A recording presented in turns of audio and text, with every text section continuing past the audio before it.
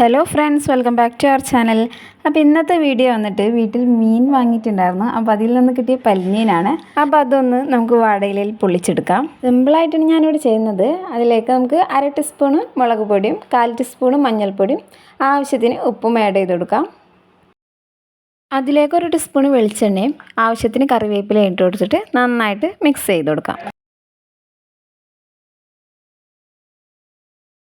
ഇനി നന്നായി വാട്ടിയെടുത്തൊരു വാഴയിലയിൽ ഈ പല്ലിമീൻ നമുക്ക് ഇട്ട് കൊടുക്കാം.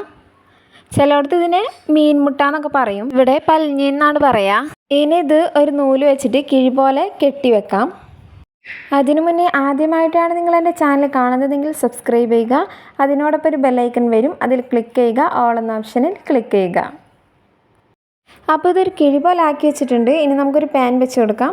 പാൻ ചൂടായെങ്കിൽ കുറച്ച് വെളിച്ചെണ്ണ ഒഴിച്ച് കൊടുത്തിട്ട് നമുക്ക് ഈ കിഴി അതിലേക്ക് വെച്ച് കൊടുക്കാം.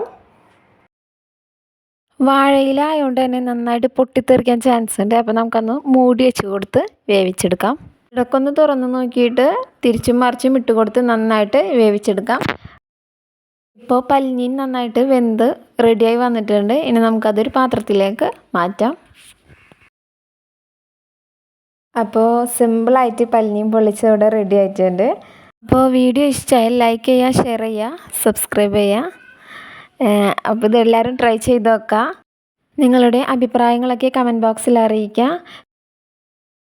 അപ്പോൾ എല്ലാവരും സുഖമായിട്ടിരിക്കുക. അടുത്ത വീഡിയോയിൽ കാണാം. അതുവരെ ടിൽ ദെൻ ടേക്ക് കെയർ.